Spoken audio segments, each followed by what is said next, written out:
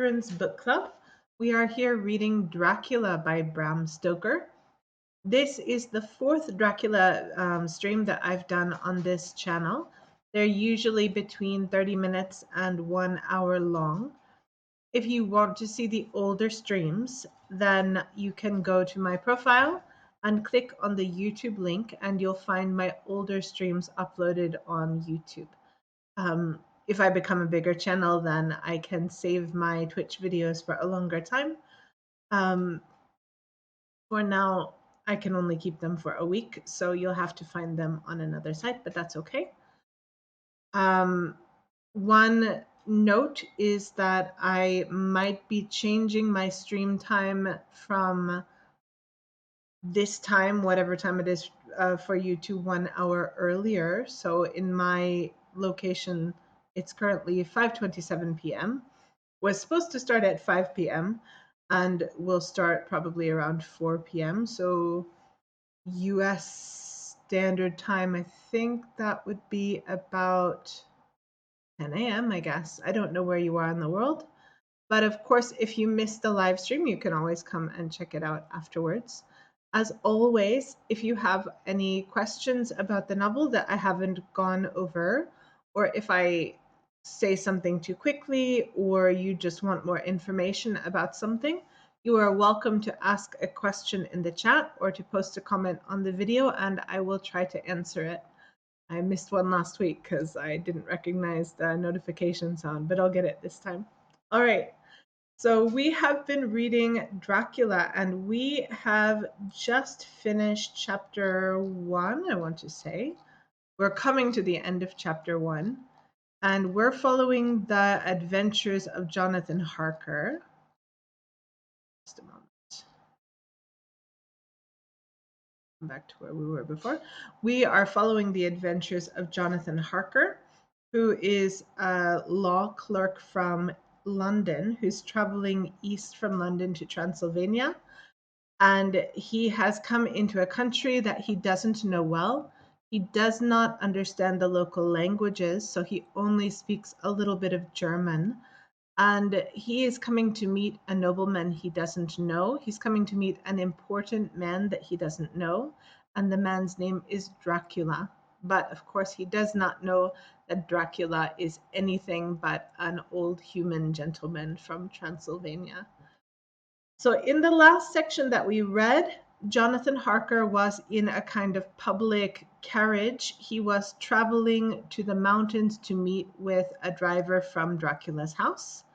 And in the last section, the carriage has stopped, and the driver of the carriage tries to say to Jonathan, "Oh, well, no one's here. They've come to the place an hour early because they don't want Jonathan to go with the man to Dracula's house." But even though the carriage was an hour early to this meeting place, suddenly another carriage, which is called again a caleche. So this dark caleche has come very quickly up to the meeting place. A man gets out and he says, "I am here for Jonathan." So I'm going to go ahead and read the last few paragraphs from last time, and then we'll go into the new section. Let's start here with "as he spoke." So we're talking about this tall man. This is a tall man with a brown beard, and he's wearing a big black hat, and he has very red lips, and he has sharp-looking teeth, as white as ivory. If you don't know ivory, that is that stuff that we make from elephants' teeth, ivory. So his teeth are this color. As he spoke, one of my companions whispered to another the line from Burger's Lenore, "Den die Toten reiten schnell," for the dead travel fast. And they're saying that this man, he is probably dead, and that is why he could come here so quickly. The strange driver evidently heard the words, for he looked up with a gleaming smile. The passenger turned his face away, at the same time putting out his two fingers and crossing himself. Give me the hare's luggage, said the driver, and with exceeding alacrity, my bags were handed out and put in the caleche.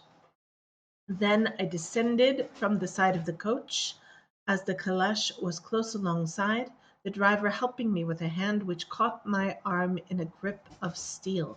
His strength must have been prodigious. So now Jonathan is sitting in this caleche. Oh, this is my little whiteboard, excuse me. My little discount whiteboard until I find a good whiteboard system to use. Open image in new tab. And now that's not good.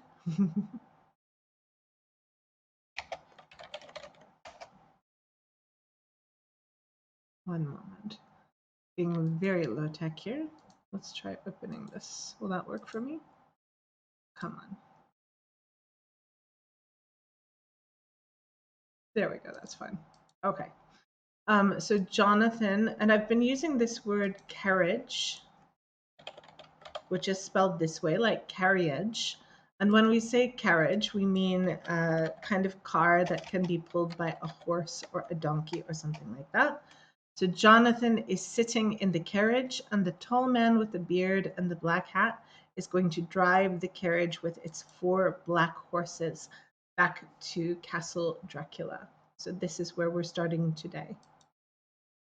Without a word, he shook the reins. He shook his reins. The horses turned, and we swept into the darkness of the pass. As I looked back, I saw the steam from the horses of the coach by the light of the lamps, and projected against it the figures of my late companions crossing themselves. Then the driver cracked his whip and called to his horses, and off they swept on their way to Bukovina. As they sank into the darkness, I felt a strange chill, and a lonely feeling come over me. But a cloak was thrown over my shoulders, and a rug across my knees, and the driver said in excellent German, "The night is chill, mein Herr, and my master, the Count, bade me take all care of you. There is a flask of Slivovitz, the plum brandy of the country, underneath the seat, if you should require it." Okay, so the driver, this is what the driver of Jonathan's new carriage is doing. Without a word, he shook his reins. So shook, if you don't know this word, is a past tense verb. The present tense verb is to shake, and in past tense we say shook. And the word reins, these are what we use to make the horses go where we want them to. So if this is my carriage, then these here are my reins. So the driver, he shook his reins so that the horses would go. The horses turned, and we swept into the darkness of the pass. And we look back 1 minute. This is the carriage that Jonathan was in just before this. And he looks back at the diligence carriage that he's been riding in. He sees the steam from the horses. Steam, if you remember, excuse me, horses steaming. Steam is this kind of water vapor. So when horses are very hot, their bodies become hot and sweaty, and this kind of cloud can come up into the air. So Jonathan sees this. He can see the steam from the horses of the coach by the light of the lamps. Coach is another word, in this case for carriage. Right, a coach is a big carriage that we can ride in.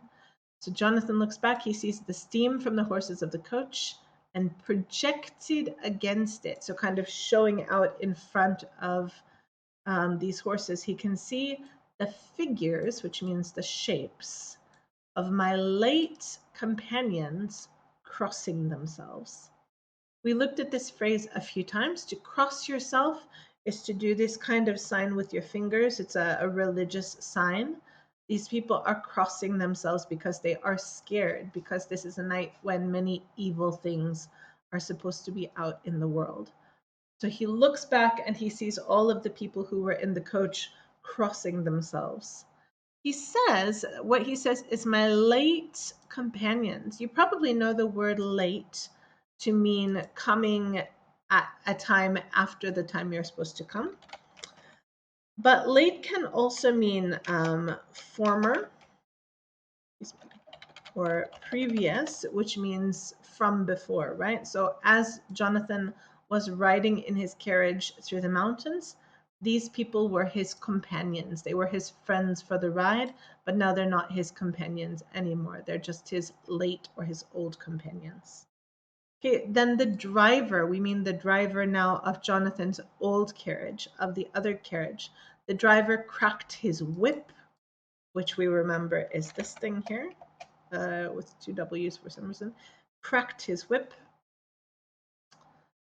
and the horses go on their way to where they're going. So now we're going to forget about this old coach that Jonathan is not in anymore, and now Jonathan is in his new carriage.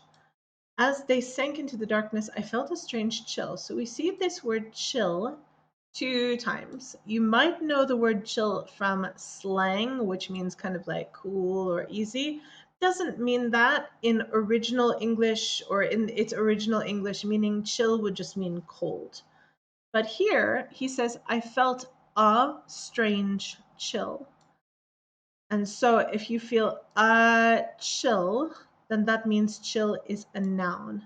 But here the driver says the night is chill. So the word chill is describing night.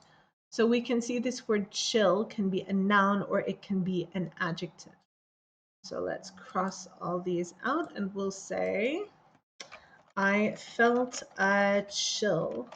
That means in this case, I felt a cold feeling. I felt a cold feeling. This could be maybe because it's really cold, or you can also feel a chill if you're feeling nervous or scared and you shiver like this. But if we say the night is chill, that of course means, one moment. What am I doing? Sorry, I'm a computer disaster, guys. The night is chill means the night is cold. So we have, in this case, a noun, and we have, in this case, an adjective, if you were wondering about that. So Jonathan is sitting in this new, beautiful carriage, and he's feeling very cold. He's also feeling lonely. He says, a lonely feeling. I felt a strange chill and a lonely feeling come over me. But then a cloak is thrown over his shoulders. So thrown, you probably have heard the word thrown, but not this one. Throw is the present tense, and threw is the past tense, and thrown is the past participle or third form. So today I throw the ball. Yesterday I threw the ball. This week I have thrown 7 balls, for example. So he says a cloak was thrown over his shoulders. The word cloak, you might know if you have watched Doctor Strange or if you've watched Lord of the Rings. A cloak is this sort of long, warm thing.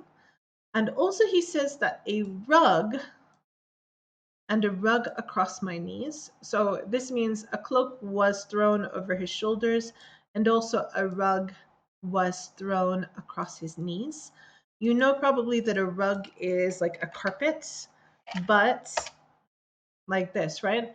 But in older terms, a travel rug would be like a kind of blanket. So he's wearing a cloak and a blanket. And the driver says, I will take care of you because my master or my boss told me to take care of you. So here's a cloak, here's a rug, and there is a flask of brandy under the seat. There is some very strong wine for you if you want to drink it, right? Her name is Brandy too. Moving on to the next paragraph. I did not take any, but it was a comfort to know it was there all the same.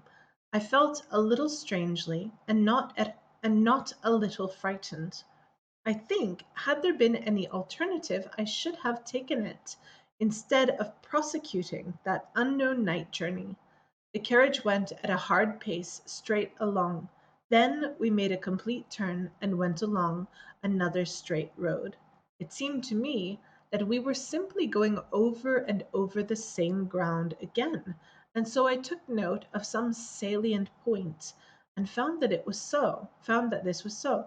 I would have liked to have asked the driver what this all meant, but I really feared to do so, for I felt that, placed as I was, any protest would have had no effect in case there had been an intention to delay. So, in this paragraph, something really strange is going to start happening, and Jonathan is going to start noticing it. There are lots of really weird things happening in this novel, and Jonathan is a very modern and scientific kind of late 19th century guy. So he, for a long time, tries not to see these crazy things happening. But after a while, he can't avoid it. Okay, so this first sentence, I did not take any, but it was a comfort to know it was there all the same. That means anyway. Um, he's referring to this brandy. So he did not drink any of the wine, but he was happy to know that the wine was there. Maybe he thinks that later he will want to have a drink. Okay. I felt a little strangely and not a little frightened. So in modern English, we would say I felt a little strange. We would use the adjective form strange, which means, I feel uncomfortable. I feel something unusual is happening. In this case, he says strangely. It's just an older way to say it. And then he says, not a little frightened. So, what's the opposite of a little? It means a lot, or at least more than a little, right? So, when he says, I felt not a little frightened, he means I felt a lot frightened. He says, I felt scared. So, Jonathan feels weird, he feels scared, he feels uncomfortable and lonely and cold. And he says, I think, had there been any alternative, I should have taken it, instead of prosecuting that unknown night journey. Okay, so the word prosecute in modern English is used only for if you are a lawyer or you're a judge, you're talking about a criminal case. Don't worry about that here. To prosecute in this sentence just means to try. Okay, so he says, I think, so this is modern Jonathan remembering. Had there been any alternative, I should have taken it. Let's look at this sentence all by itself. Had there been any alternative, I should have taken it. I think that green is not a great color for this. Let's try something darker. That didn't work. Anyway, please. This is not the best application I've ever tried. Okay. Had there been any alternative, I should have taken it. So here we have a different order than you might be used to seeing. So usually now if we have a verb here at the beginning of the sentence, then in modern English that means we're asking a question, right? But in this case, this is an older way of saying if there had been. So had there been is the same as saying if there had been. So Jonathan says, if there had been any alternative, you might know alternative from phrases like alternative lifestyle, or if you're in the USA, you might have heard of alternative facts, which is kind of a funny phrase. But an alternative is simply means another choice, any other choice. So Jonathan says, if there had been any other choice, I should have taken it. And this is one more thing that might be a little confusing, because nowadays should means this is what you need to do and you think this is good for you to do. But in this older older meaning. Should means would. I would have taken it. So Jonathan is imagining that he really did not want to be in this carriage. And if he had had another choice, he would not have ridden in this carriage with this strange man. One moment, please. Okay, so, but anyway, here he is. So now we're going to look at Jonathan's carriage journey. And it says, the carriage went at a hard pace. Hard, of course, is the opposite of easy. So that means the carriage is going very fast. Straight along, it's not making any turns. But then we made a complete turn. So they turn all the way to the left or all the way to the right. And then they go along another straight line, straight road. So basically they're going straight, and then they're turning and they're going straight, and then they're turning and they're going straight, and then they're turning and they're going straight, and then they're turning and they're going straight, like this.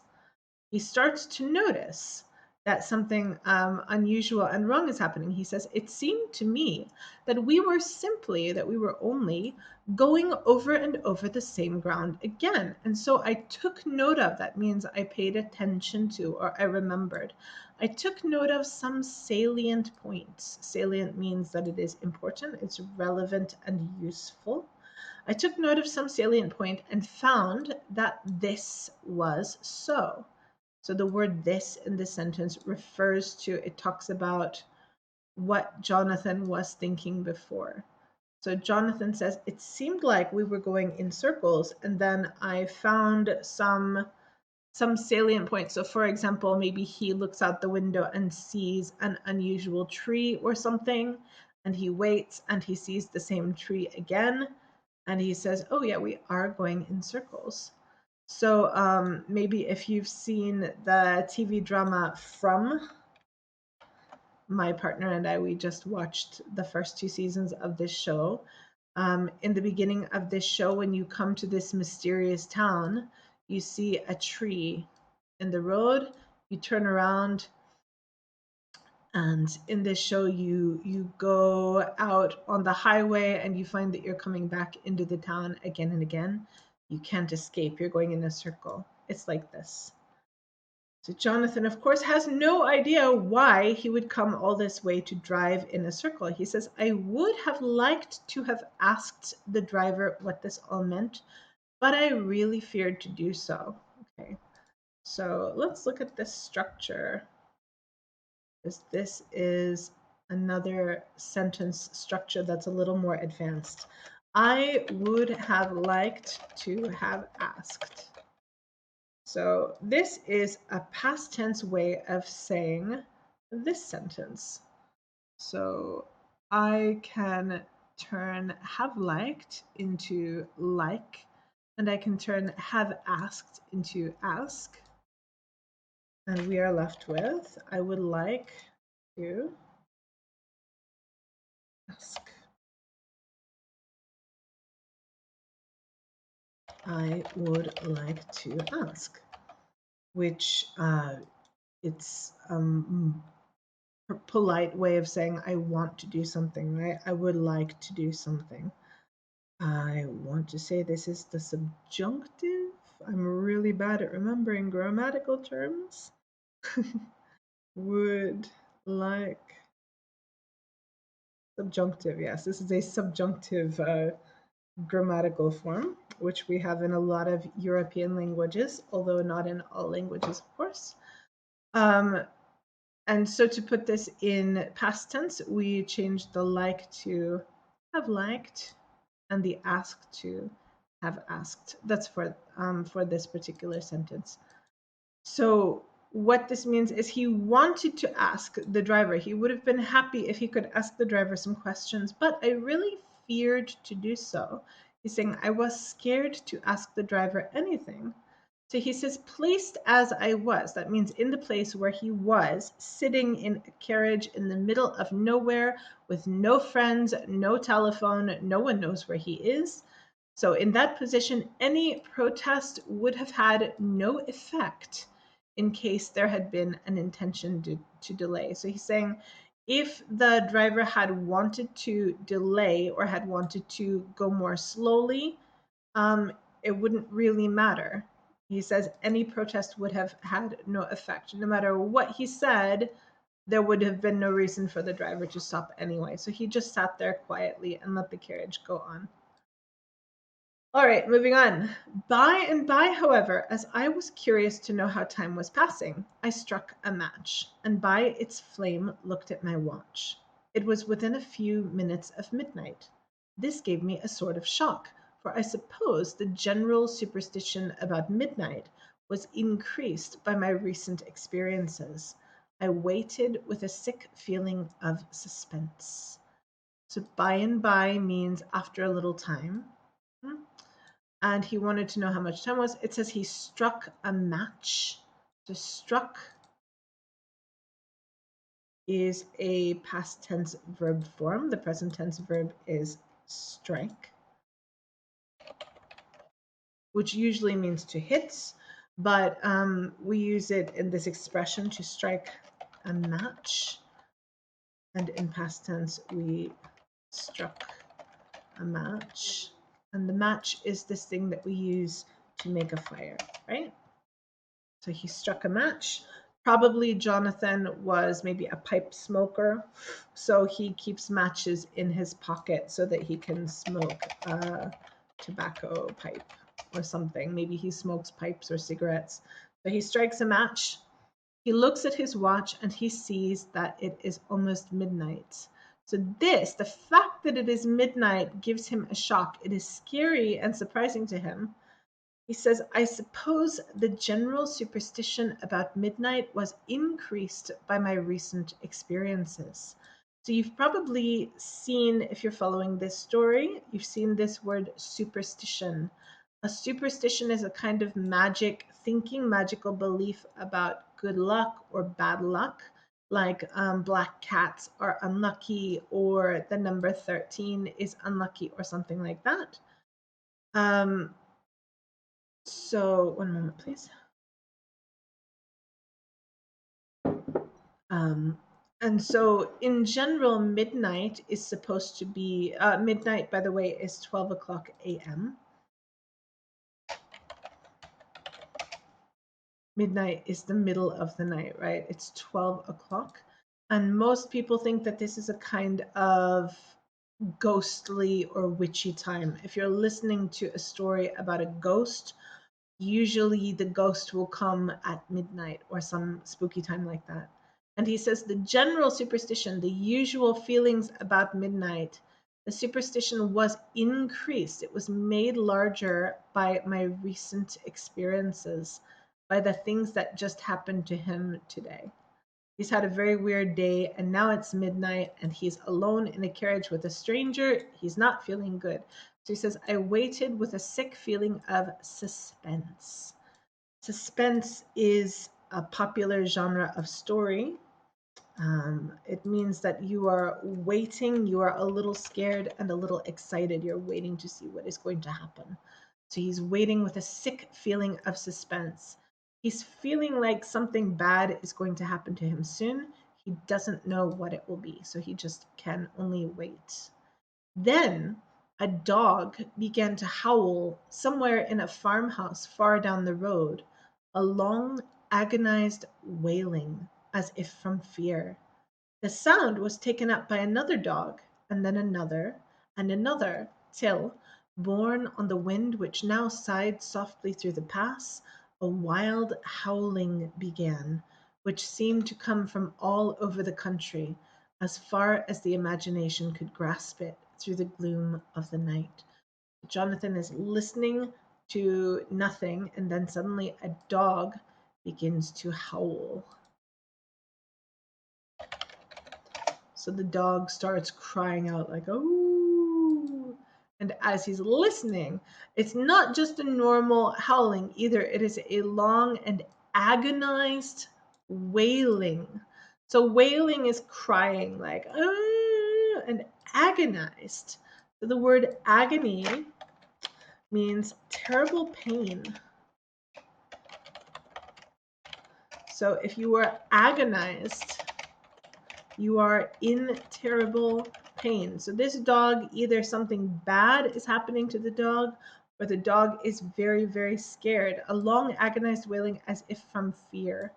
So as they're riding through this country, all of the dogs start howling from fear. So something is scaring all of the dogs in this countryside. Till, and this of course means until here, borne on the wind. Borne means carried. So carried on the wind, which now sighed softly through the pass, a wild howling began, which seemed to come from all over the country, as far as the imagination could grasp it.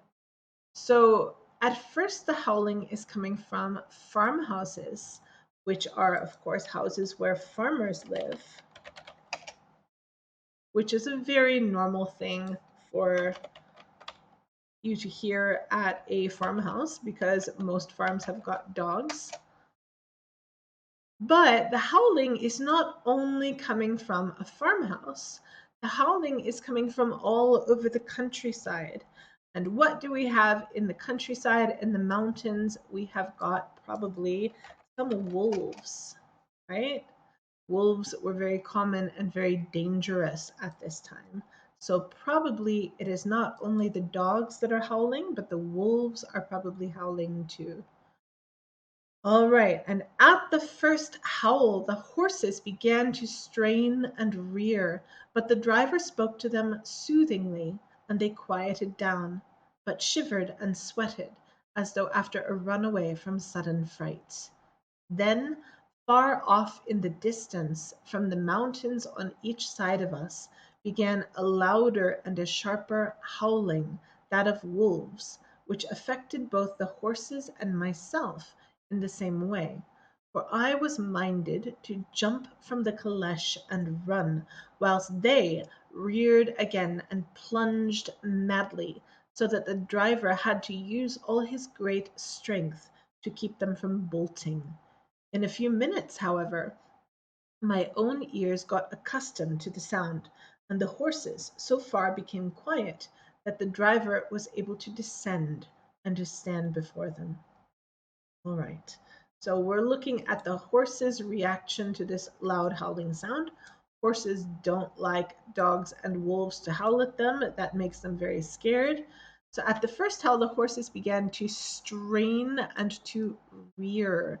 If you're straining, it means your muscles are working very hard. You're like, "Ugh." So the horses are kind of pulling at the carriage reins. And when the horses rear, it means that they go up on their back feet like this. So the horses stop running forward and they try to escape so they can run away. But the driver spoke to them. Remember, spoke is past tense of speak.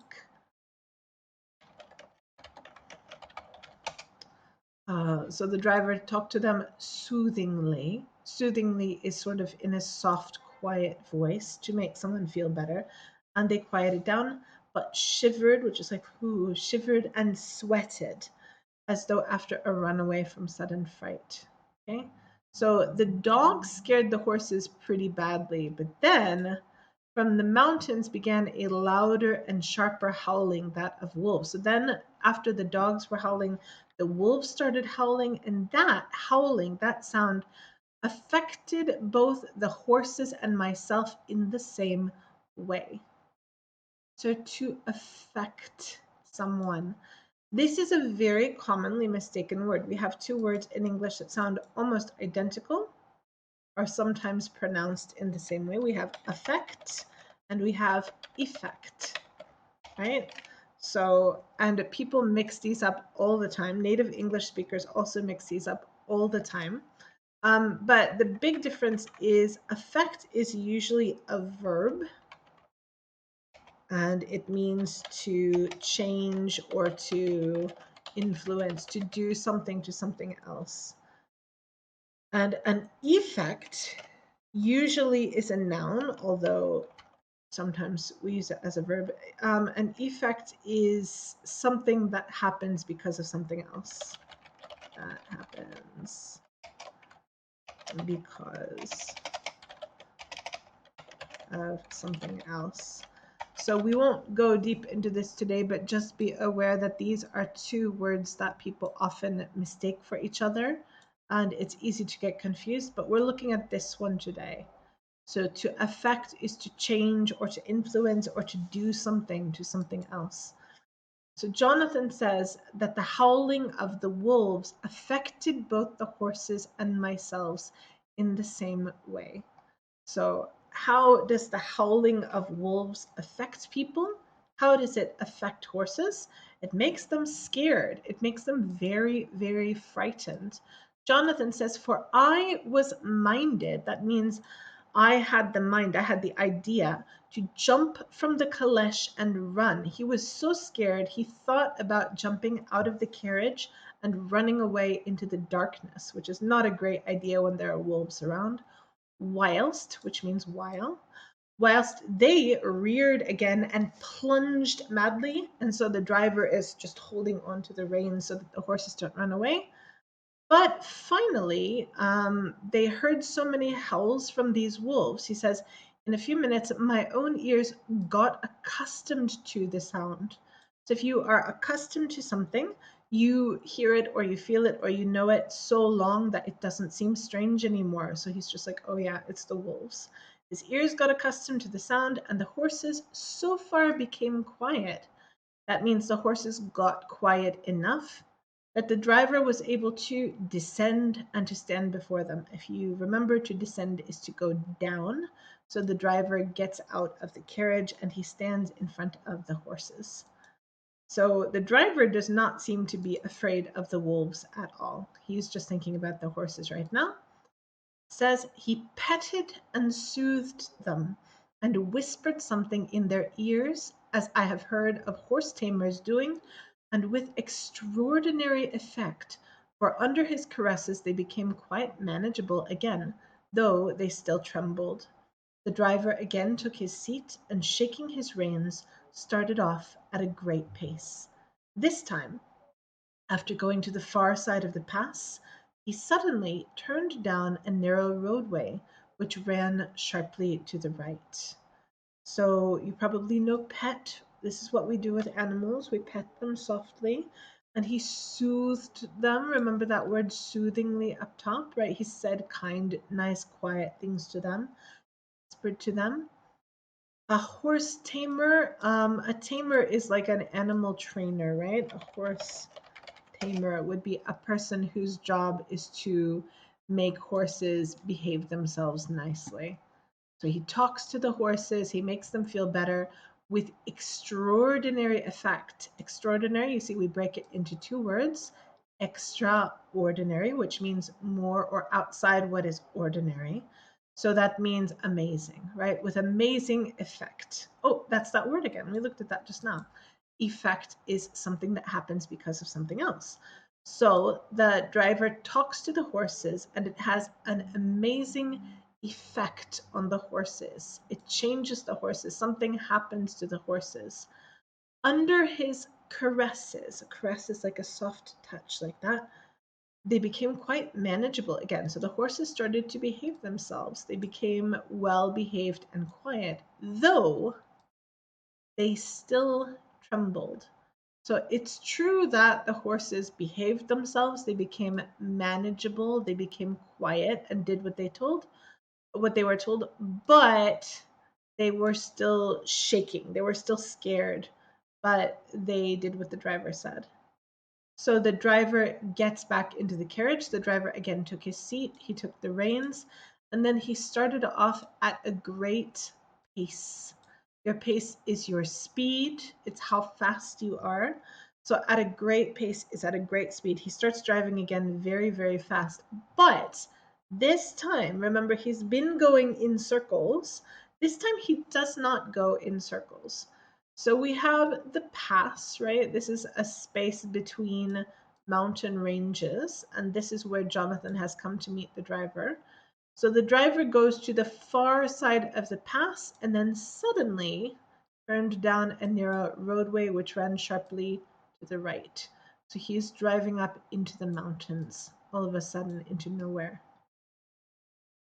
Okay, So soon we were hemmed in with trees, which in places arched right over the roadway till we passed us through a tunnel. And again, great frowning rocks guarded us boldly on either side.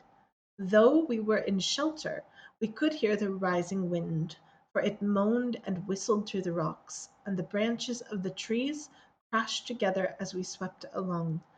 It grew colder and colder still, and fine powdery snow began to fall, so that soon we and all around us were covered with a white blanket. The keen wind still carried the howling of the dogs, though this grew fainter as we went on our way. The baying of the wolves sounded nearer and nearer, as though they were closing round on us from every side. I grew dreadfully afraid, and the horses shared my fear. The driver, however, was not in the least disturbed. He kept turning his head to the left and right, but I could not see anything through the darkness. So Jonathan is riding into this new road with the driver, and he says, "We were hemmed in with trees." So a hem is a stitch when you are sewing. Your hem is what you sew at the bottom. It's like a tight line when you are sewing something. So he's saying that the trees are here and they're so tight that he can't go anywhere. He can only go through the trees. So the carriage is going forward in the forest. And here we have which. This pronoun refers back to the word trees. So the trees, in places, that means sometimes, in some places, they arched right over the roadway. So the trees were so close that it was like a tunnel of trees over the road. A tunnel? You know this word tunnel? I cannot spell tunnel. So the trees were like a tunnel, right? A tunnel of trees. There we go. So the trees are growing very close together, but it is midnight, which means you can't see anything. And great frowning rocks guarded us boldly on either side. Of course, a rock cannot really frown, but it means that they're very kind of dark and bumpy and craggy. So you're in the mountains. There are rocks everywhere. There are trees everywhere. It is dark and there's nowhere else to go. See, he says we were in shelter. That means they were under something, right? They were in a safe place from the weather, but we could hear the rising wind. The wind is getting louder, and the branches of the trees are crashing in the wind. And as they're driving, it is getting colder and colder. It starts to snow. Fine, powdery snow began to fall. This word fine means very thin and light in this case. It does not mean beautiful or wonderful. So it's cold, it's snowing, they're in the middle of a dark forest, they are in the mountains, there is nowhere to go. And soon we and all around us were covered with a white blanket. That white blanket, of course, is snow, powdery snow. So the snow is all over the ground. So we say the wind is keen. Keen means it's very sharp, right? The wind is very cold and it feels like being cut with a knife. The keen wind still carried the howling of the dogs. So you can still hear the dogs howling because the wind is blowing to you from the place where the dogs are. But though this grew fainter as we went on our way, fainter means it became softer. So the dogs are not close anymore, but the baying of the wolves, baying is like, oh, oh, the baying of the wolves sounded nearer and nearer. They're going into the mountains and the wolves are closing in around them. Not a great situation in the snow with the wolves. Jonathan says, I grew dreadfully afraid. I was terribly, terribly afraid or scared. And the horses shared my fear. The horses were scared too, but the driver was not in the least disturbed. In the least means like a little bit. So he was not even a little bit upset. He was just kind of looking out the window to see which way he was driving. All right, moving on. Suddenly, away on our left, I saw a faint, flickering blue flame. The driver saw it at the same moment. He had once checked the horses, and, jumping to the ground, disappeared into the darkness. I did not know what to do, the less as the howling of the wolves grew closer. But while I wondered, the driver suddenly appeared again, and without a word took his seat, and we resumed our journey. I think I must have fallen asleep and kept dreaming of the incident, for it seemed to be repeated endlessly, and now looking back, it is like a sort of awful nightmare. Once the flame appeared so near the road that even in the darkness around us, I could watch the driver's motions. He went rapidly to where the blue flame arose. It must have been very faint, for it did not seem to illuminate the place around it at all, and gathering a few stones, formed them into some device. All right, so now we have another kind of strange magical event that is happening. So he says, away on our left, right, over that way, Jonathan sees a faint, flickering blue flame. We saw this word faint before when we were talking about the dogs. In the case of the dogs, it meant quiet, right? It meant the sound of the dogs grew fainter. But fire, something that we can see, of course, it can't be quiet. So it just means it's difficult to see. He sees a faint, flickering blue flame. A flame is like a little piece of fire, but of course, it's not red. In this case, it is blue. But it is not a very strong blue flame. So let's maybe draw it like this. It's very weak. You can only see it a little bit, and it is flickering. So it's on and off, on and off, on and off. So like a candle in the wind, maybe. All right. So Jonathan sees this blue flame, and he says the driver saw it at the same moment. So the driver also sees this blue fire. Now, here's a little trick. It says he at once checked the horses. In modern English, if I check something, I look at it to make sure that it's okay. But in this case, to check something is to stop it. So the driver stops the horses. He stops the carriage. He jumps to the ground, disappears into the darkness. Jonathan sitting in the carriage, waiting for the driver to come back. And the howling of the wolves is growing closer. But then the driver came back, right? But while I wondered, the driver suddenly appeared again and without a word took his seat, and we resumed our journey. So they started to travel again because a journey is a trip. Yeah. And once again, so we remember that at first the driver drove in circles over and over and over and over again, and he repeated the same thing many times. And now this blue fire, this thing with the blue fire, is happening again and again. So it seemed to be repeated endlessly, endless without end. So the driver over and over again keeps looking at the blue fire and stopping the carriage and getting out of the carriage and going to see it. So it says, once the flame appeared so near the road that Jonathan could watch what the driver was doing. Once the flame appeared so near the road that even in the darkness around us, I could watch the driver's motions. So he went rapidly, rapidly means quickly, to where the blue flame arose. Arise is, you know the word rise, maybe?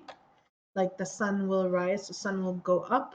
To arise is the same thing. To arise is to go up from something.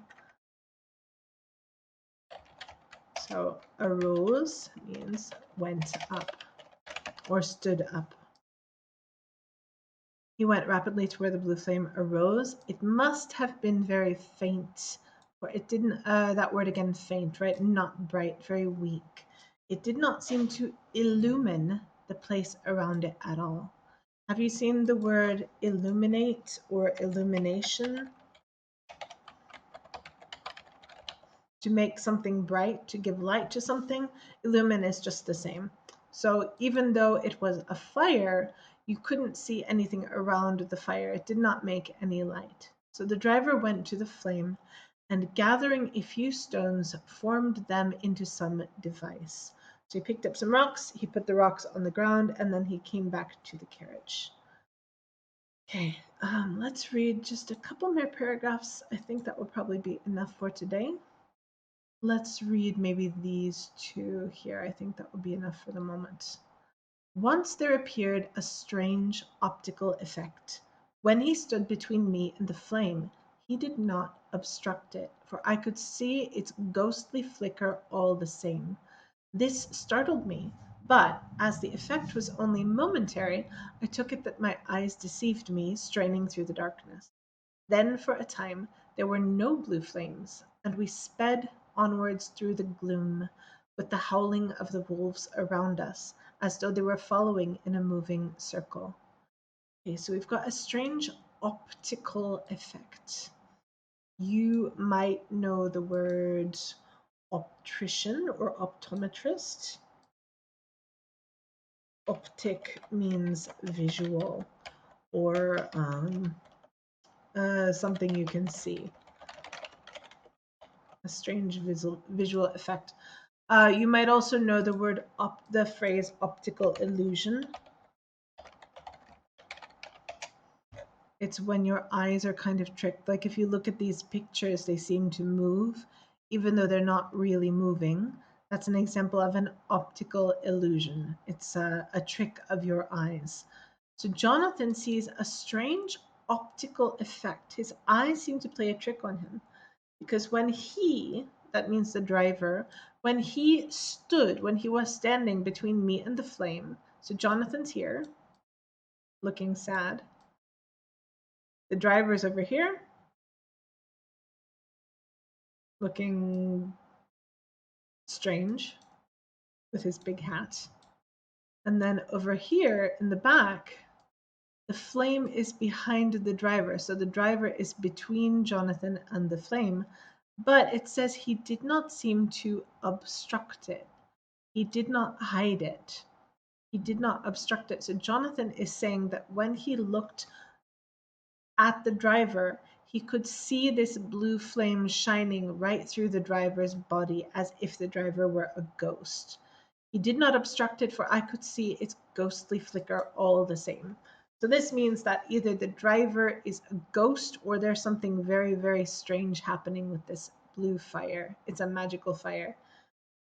This startled me, but as the effect was only momentary, I took it that my eyes deceived me, straining through the darkness. Remember, Jonathan is a scientific young man. He doesn't believe in magic if he can help it. So he says, oh, yeah, oh, wow, that's weird. But he says the effect was only momentary. You see the word moment in momentary. That means that he could see the flame behind the driver for only a second. So he says, oh, well, I'm just tricking myself. He says, I took it that, or that means I thought that my eyes deceived me.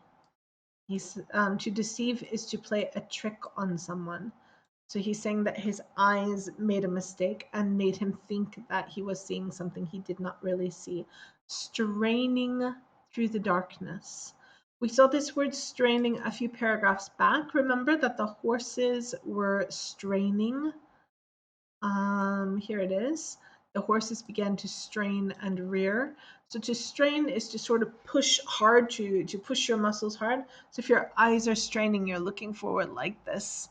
And he's saying he was looking into the darkness so much that his eyes were starting to work wrong or something.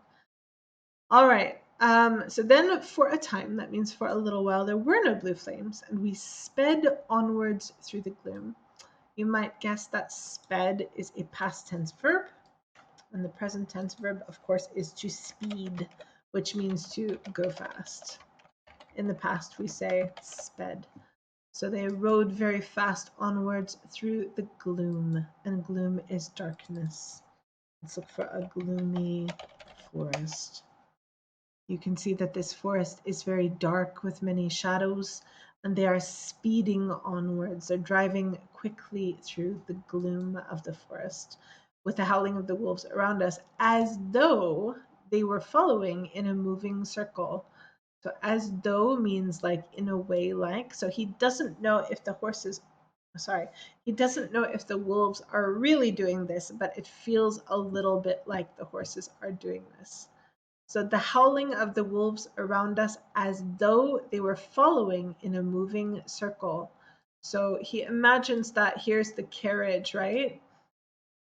and the driver with his hat.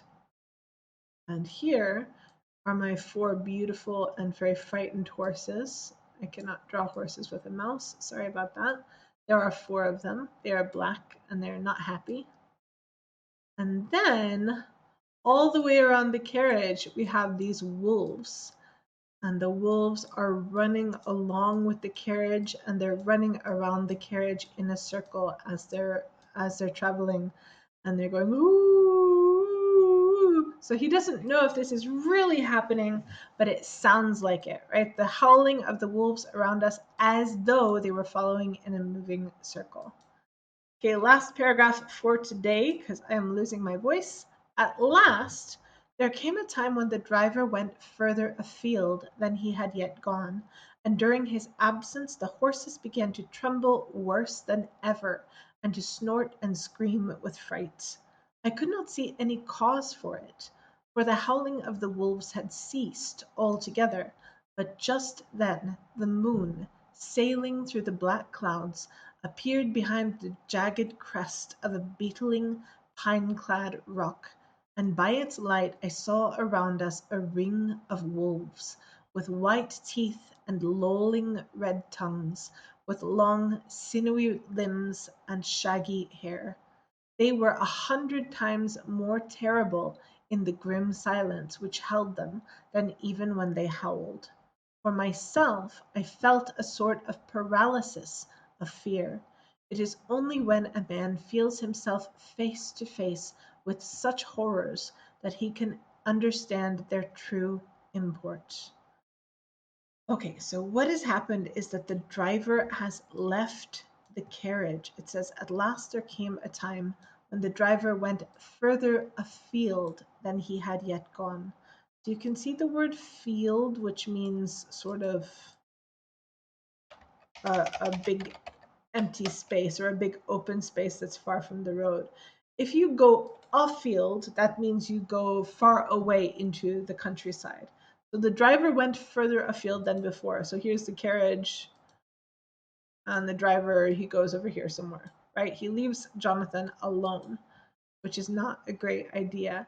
So during his absence, you might have seen the word absence in school. Absence means that you are not there. So that means when the driver was not there, the horses began to tremble or to shake from fear, right? The horses are, "Ugh." The horses began to tremble worse than ever and to snort and scream with fright. So horses snorting, right? They go, they make that kind of sound, and screaming like, ah, but I'm not going to scream like a horse, but you can look it up.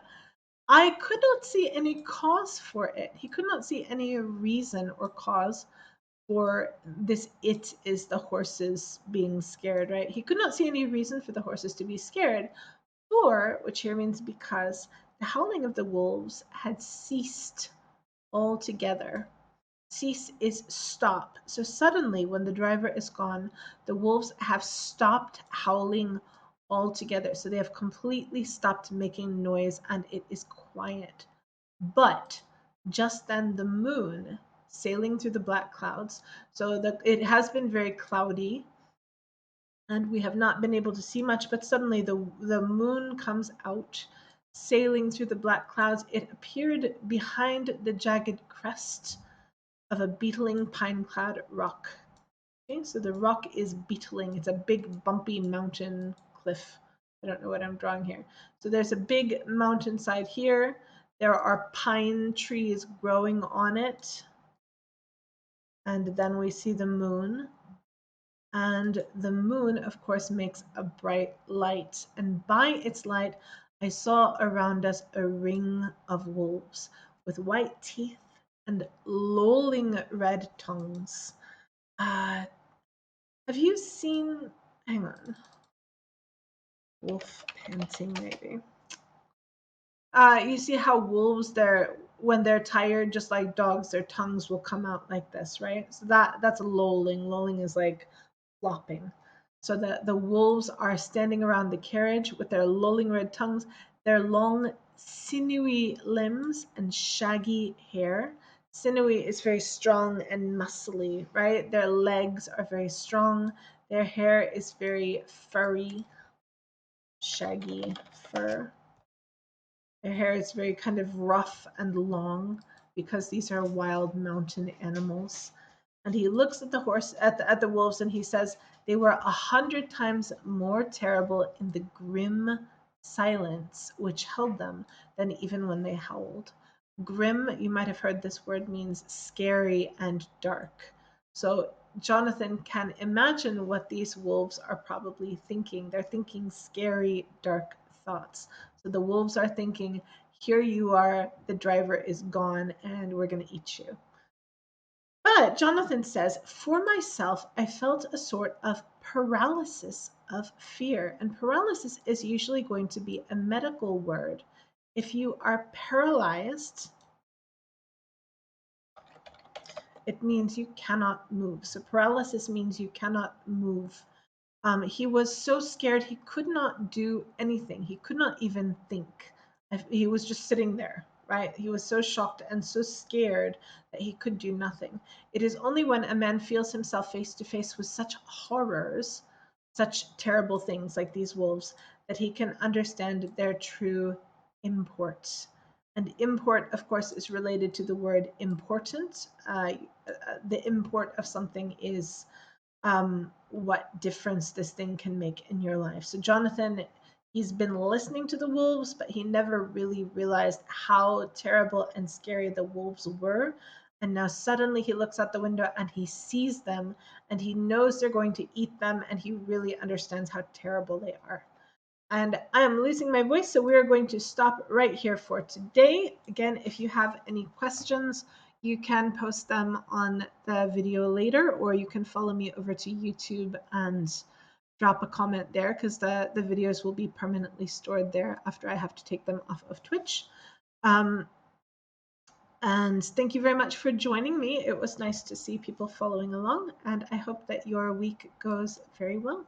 I will see you next week, probably an hour earlier next week, but maybe not. We'll see how on top of things I have. Okay, take care.